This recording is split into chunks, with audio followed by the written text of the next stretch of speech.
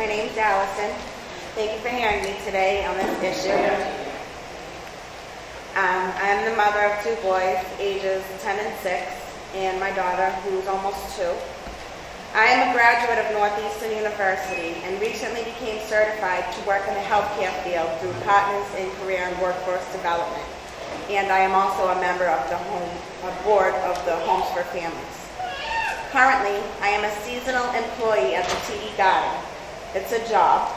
I actually get paid to work different concerts and sporting events. Unfortunately, it's not enough to pay to afford the high cost of rent and other basic needs for my family. My path to homelessness began when I fled a domestic violence situation and a subsequent layoff at the detox center where I worked as a case manager.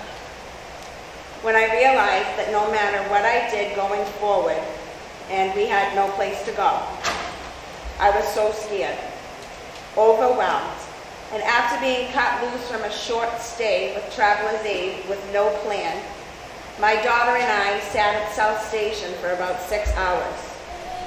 We had a giant suitcase with all our belongings sat by our side as I made phone calls, begging, it seemed to anyone and everyone, for a place to take my daughter for the rest of that night.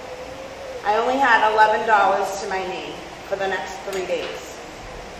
Finally, and I know this is not common for families who do not qualify for shelter, I got an interview for a community room, but the interview was not scheduled for another 5 days. I did actually obtain that community bed, but I had to wait for 2 weeks before I moved in. This is what I really want to focus on here. Those were 2 weeks from hell, and I know is similar to what families who are being denied shelter under these new regulations are facing. I had exhausted my welcome with family members struggling to provide for their own. I had to crash at different people's apartments, but they were simply not safe situations. I wound up renting a temporary room through a girl I met on the bus. But I didn't realize was my new roommates were active drug users. Needless to say, the $200 that I gave her for rent the first night was going to be gone by the morning, which made for a very uncomfortable stay. There were people coming in and out of the house all hours of the night. Clearly, this was not a safe place for my daughter, who was at 8 months at the time, and myself to be. And eventually, we were placed into the community room. I was fortunate enough to obtain a Section 8 voucher, and after 10 months in shelter, I signed my lease and got my keys to my new apartment. But I cannot help but be reminded of the trauma that my family was faced with after being denied shelter.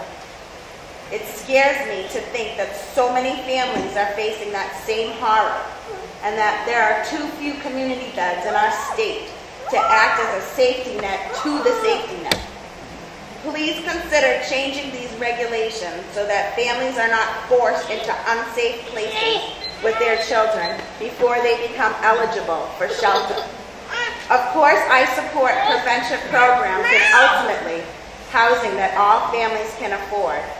But in the meantime, families like mine will suffer without the safety net of shelter. Thank you.